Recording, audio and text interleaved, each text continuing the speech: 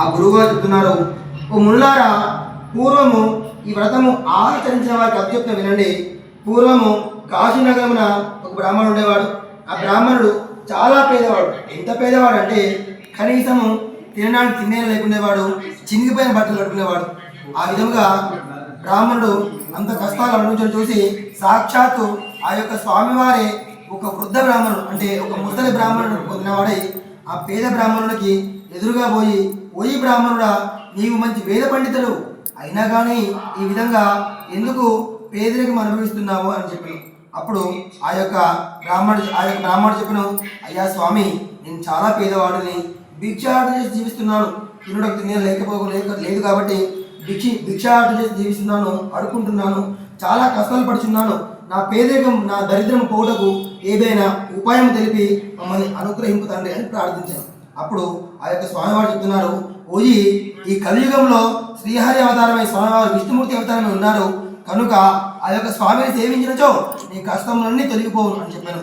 ఆ విధముగా ఆ వృద్ధ బ్రాహ్మణుడు చెప్పిన మనసులో ఉంచుకొని వెంటనే నేను కూడా వ్రతం చేయాలని చెప్పేసి ఆ పేద బ్రాహ్మణుడు ఎంతో సంకల్పంతో, ఎంతో ఉత్సాహంతో ఉండి ఆ రోజు రాత్రి నిద్ర కూడా పోక రేపు తెల్లవారుజాము నిద్రలేచి ఎంతో ఉత్సాహంగా స్వామివారికి ప్రాతకం నిత్యకృతి నెరవేర్చుకున్నవాడి ఆ రోజు తప్పక స్వామికి వ్రతం చేయాలని మనసుని సంకల్పించుకొని ఆ రోజు ఆ యొక్క భిక్షాటనకు పోగా ఎంతో ద్రవ్యము డబ్బులు లభించినవి. దానికి అతను ఎంతో ఆనందించి బంధువులను పిలుచుకొని భక్తి శ్రద్ధలతో స్వామివారికి వ్రతం ఆచరించారు. ఆ యొక్క వ్రత ప్రభావం వలన ఆ యొక్క బ్రాహ్మణుడు సకల సుఖములు పొంది సకల కష్టముల నుండి విముక్తి పొందాను. తర్వాత అది మొదలు బ్రాహ్మణుడు విడువక కడు భక్తితో ప్రతి మాసమున స్వామివారికి వ్రతం చేయుచున్నాడు. ఆ విధంగా ప్రతి మాసము స్వామివారి అనుగ్రహం వలన ఎంతో మహదేశ్వర్యవంతుడై సకల కటాక్షలు పొందాను. ఆ విధంగా వ్రతం చేసే ఉన్నాడు. ఓ ముల్లారా, ఈ వ్రతం ఎవరితే చేయబడి వినండి. ఒకప్పుడు ఆ బ్రాహ్మణుడు వ్రతం చేస్తుండగా బంధువులు స్వజనులు వచ్చి అందరూ కూడా ఎంతో భక్తి శ్రద్ధలతో వ్రత కథ విలుచుంది. అప్పుడు అదే సమయంలో ఒకడు కట్టెలమ్ముకొని జీవించేవాడు ఒకడు వచ్చి తన కట్టెల మూటను భుజమపై నుంచి తీసి పక్కన పెట్టి ఆ వ్రతం చూసి, ఓ మహాత్మా, మీరు చేస్తున్న వ్రతమేమి? ఈ వ్రతం చేసిన ఏమి ఫలితం వచ్చను అని అడిగాను ఆ బ్రాహ్మణునితో ఆ కట్టెలమ్ముకునేవాడు. అప్పుడు అడు చెప్తున్నాడు బ్రాహ్మణుడు, ఓయి, ఇది శ్రీ సత్యనారాయణ వ్రతమాచరించిన సకల కోరికలు సిద్ధించును, సకల అష్టైశ్వర్యము కలుగును అని చెప్పగా ఆ బ్రాహ్మణుడు చెప్పిన మాటలు విని ఆ కట్టెలమ్ముకునేవాడు ఎంతో ఆనందించి దాహము తీసుకొని ప్రసాదం గ్రహించి వాళ్ళ ఇంట్లో భోజనం చేసి తిరిగి సాయంకాలము తన ఇంటికి వెళ్ళిపోయాను.